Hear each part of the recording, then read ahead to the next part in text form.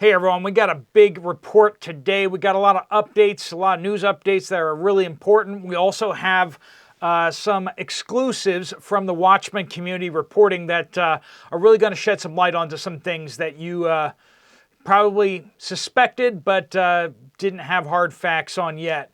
All right, we got North Korea preparing for war. We have the U.S. ports about to go into strike mode, and that is going to trigger a lot more fees, even if we don't have a strike. This is going to impact prices even before the tariffs start taking their toll. We have a question from one of you guys about whether there are meat birds also being impacted by the cullings. I do cover just the egg layers on this channel, but I'll give you some numbers so you can kind of see how that kind of pans out there. We got people banned from eating animals and plants in northern Michigan due to PFAS contamination in the wilderness. Yes. And we have an exclusive report from a Watchman on fraud from others, visitors, right, into our country, in medical offices as well as for work permissions. How it works, what's happening, it will open your eyes. Plus, we have some advice from a former over-the-road trucker on how to handle the winter without power. We got a massive storm inbound, a lot of cold weather for a lot of folks. Let's jump into it. Welcome to the Poplar Report. I'm Steve Poplar. I'm an accountant by trade, and these are your updates that you guys are sending in, part of the Watchmen community. If you have something to share with us from your workplace or something that you're seeing out there, make sure you use the word update somewhere in your comment. That gets it to the right place. Before we go any further, we do want to thank our sponsor, Genesis Gold Group. They make these updates possible. They have all year. They have for several years now. And you guys have, some of you guys have moved forward with them and found them to be very good. Some of you guys have decided not to move forward with them and found it wasn't a good fit. But a lot of you guys haven't looked at what you can do with your retirement account, your IRA, 401k. If you want to do something with that, or if you want to just find out more information, there'll be a link at the end of the video. Great folks over there. All right, the United States has announced $5.9 billion to that country in Eastern Europe. Our king is desperately trying to send as much money overseas as possible before getting checked into assisted living. Hapag-Lloyd, I don't know how to pronounce that, the shipping company, has announced that they're going to put major strike surcharges to go into effect to subsidize their freight company, as well as others, for disruptions due to striking longshoremen. This is going to happen to U.S. ports the same day that Trump is inaugurated. Now, just to give you an idea of what this looks like, $850 surcharge on every 20-foot equivalent unit. So a 40-footer, $1,700. A 20-footer, $850. Yeah, that's a big deal. And, of course, on January 15th, longshoremen across the East Coast could go on strike. So we got this massive surcharge is going to hit us anyway. And on top of that, we could have a strike, and we have tariffs on their way in. Friends, if you need to get stocked up on something, you might want to get it now. If it's something that's imported from other countries, just be aware that those things are inbound. Happy New Year to everyone, too. Forgot that already. But Happy New Year. Hopefully this year is a little better than last. But, hopefully we're pleasantly surprised. But over in North Korea, it doesn't seem like they're being pleasantly surprised. Kim Jong-un of North Korea has called on his country to, quote, prepare toughest anti-U.S. counteraction. Which I don't know if it's a video game he's playing or what, but he's planning on having much closer Russian ties, and he seemed to be saying in that speech that they're going to step things up, mostly due to the new administration in Washington, D.C. Kim commanded his underlings to push ahead with fully preparing the civil defense sector for a war, and turning the North Korean military into a revolutionary army that always emerges victorious by dint of ideology that can, quote, dynamically conduct the ideological work aimed at fully equipping them with keen awareness of the enemy, an immutable outlook on the arch enemy, and firm will to fight a decisive battle with them. And I think the Harris 2028 political campaign is going to offer Kim Jong-un a script writing position, because that's just right up her alley. Nice word salad there with lots of communism and stuff. Yoda says, Steve, are they only killing egg layers when we're talking about the cullings for the bird flu, or are they killing meat birds too? So, I haven't really addressed that recently, so I'm mostly just tracking the egg layers because, like I say, it takes 6 months to replace an egg layer. From hatch to when they start laying eggs, roughly 6 months. It's not exactly that, but it's roughly that, okay? Meat birds are much, much shorter, okay? It doesn't take that long to raise more meat birds, and they're constantly raising new meat birds. So if we lose some meat birds, it's not that big of a deal. We just have more, right?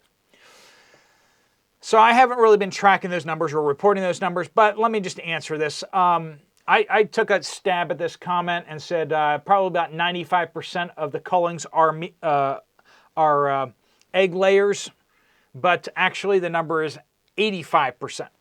In December, 85% of the cullings were egg layers. That's 13.4 million for those of you who are keeping track. So if they each pop out an egg every day, 13.4 million less eggs per day on store shelves. That's kind of what we're seeing the results of, or the impacts of. About 2.5 million broilers and turkeys this past month. So once again, 85% is kind of the breakdown. I don't track the meat birds for the reasons I just gave you. You can always look it up on APHIS. If you want to, it's APHIS, and look for backyard confirmations, bird flu, something like that. Raising Jane says 0 eggs yesterday at Costco here in Utah County. Not a one. First time I've seen it like that. Evidently, they've been out since Friday, according to other shoppers. So, out of eggs from Friday through Monday. That's not good. That's not restocking. We got a bunch of reports out there from you guys. No eggs, no eggs, no eggs. I'm not going to repeat all of them, but you get the gist. This is slightly different. We'll read this one and then let you know how many other folks saying this. Lori says, went to Aldi's today. Eggs are $3.97 a dozen, limit 2. The cashier held me to the limit. Fortunately, my son was with me, and the cashier hesitantly let him buy the 3rd dozen. This is Southeast Wisconsin. Lots of reports coming from you guys about limits on egg purchases out there, too. Good afternoon, Steve. My husband introduced me to your channel about a year ago. We live in western North Carolina, just a few miles from the Helene disaster area. We were not affected too badly, only without power for 10 days. We had a generator and plenty of stored fuel, so we didn't want for anything. Thank you so much for helping people get and stay prepared. That's what we're all about on this channel. Hear the news, take action, be proactive, and take care of your family.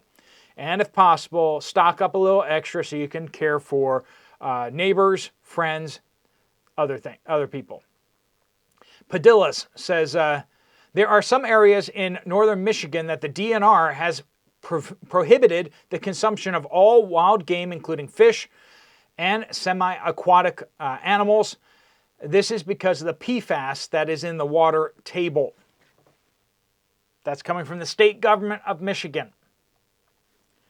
When the government says it's too bad to eat, just think about all the awful stuff that's on the store shelves that they let you eat and go, it must be worse than that.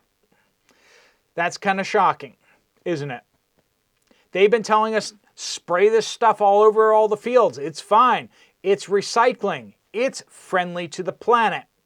Turns out, we're poisoning the planet by being green. Yay. Yay for environmentalism. Isn't it ironic? The worst damage done to the environment in a generation has been done by the green movement. Yeah, That's probably not going to be the last time that happens, but Margaret says, my hospital in Illinois is going to have everyone masking again starting January 6th. The letter was sent out before Christmas. Gee, what else happens in January? Why would there suddenly be a need for this? Well, if you say, well, it's based on the numbers that are coming in, then why'd they announce it so early? They're not waiting for the numbers to come in. They made up their mind somewhere around the beginning of November. They were unhappy, and they decided these policies needed to go into effect in January. If you're not seeing through that one, I don't know. And it's not just them. Kim says, I am seeing more and more people wearing masks out. I am in South Central Pennsylvania. Anydam says, I was in a hospital 3 days ago. The ER was overflowing and everyone was wearing a mask. This is in Ocean County, New Jersey. Heard some more reports out there of that. Don't want to repeat them all. This is a watchman from North Carolina, and it will open your eyes, like I said. I worked for a furniture manufacturer for about 13 years. During this time, we had many Hispanic workers. I have seen them hired, work until their paperwork ran out, that's the quote, then rehired the next month under a different name. So Julio became Alejandro the next time he was hired. Same person, fast forward a few years. Furniture factory closed because our work was sent to China, because of course it was. I now work in healthcare. A major employer in our area, Case Farms Chicken, hires lots of undocumented immigrants. Now there's a really sharp twist at the end here that you're going to want to, it kind of hit me in the gut. So we got the obvious stuff coming, but we got a hook at the end here.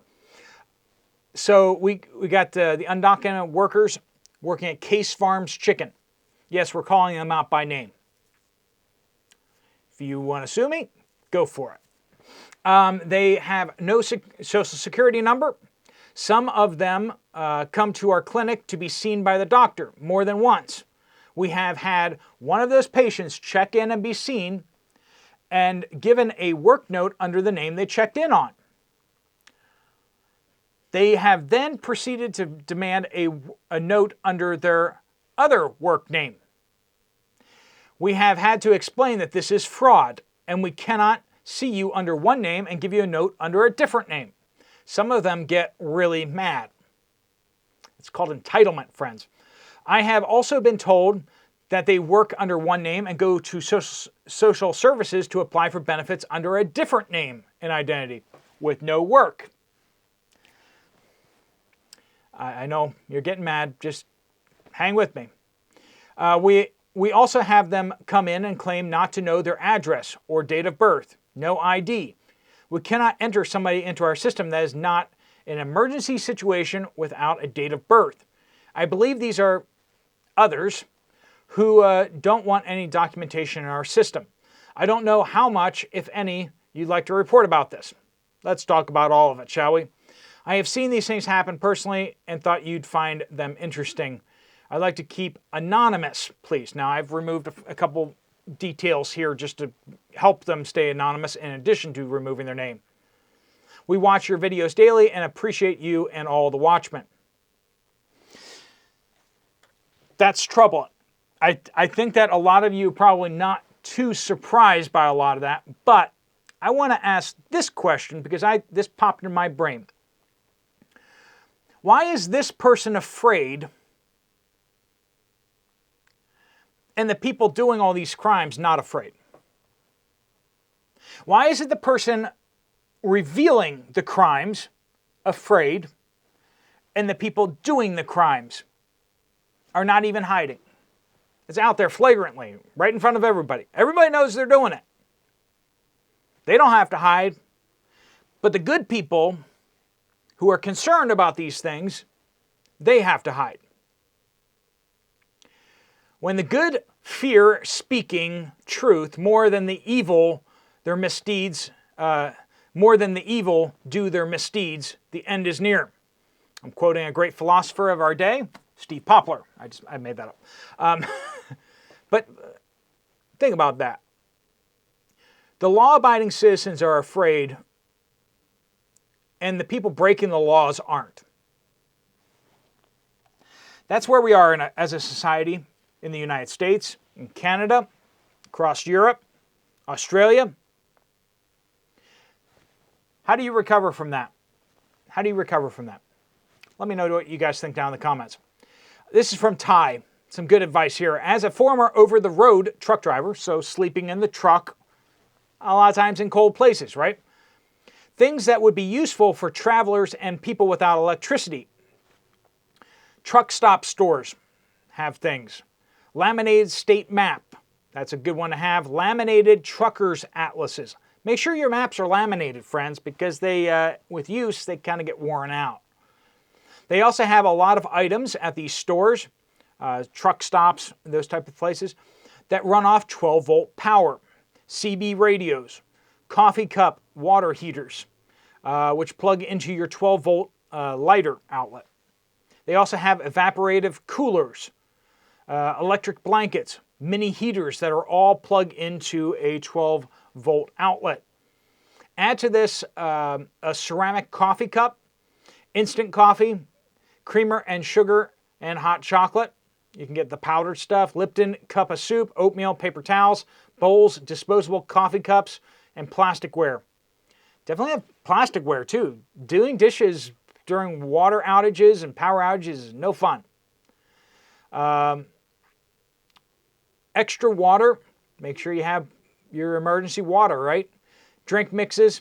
Lifeboat food. I've mentioned those things before too.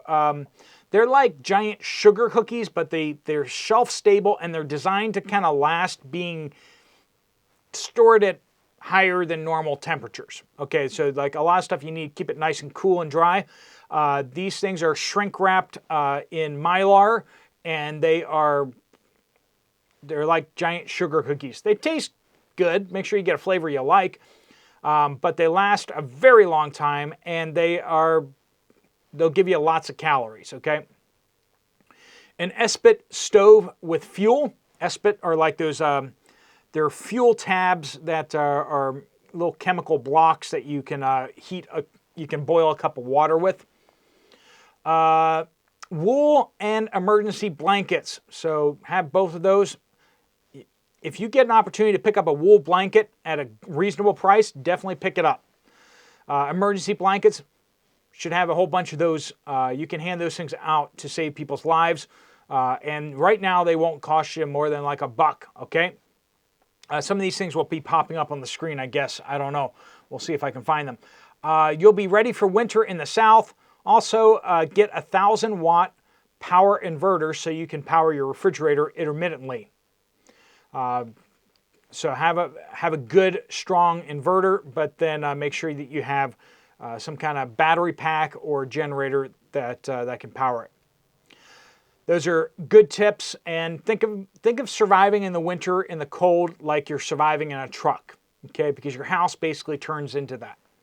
You have some advantages at your home. You have a lot of advantages. Just make sure you think ahead before the cold hits. John says, Steve, I appreciate the informative, in-depth updates you have provided with the Watchman community this year. That's all of us, so thank you guys. Happy New Year. Have a great rest of your day, and I will see you guys on the flip side. If you want to get some more information from Genesis Gold about what you can do with your retirement accounts, there's a link right there to get more information. If you want to check out another video from the channel, there's one right up there. Thanks so much for watching. Steve Poplar of the Poplar Report, out.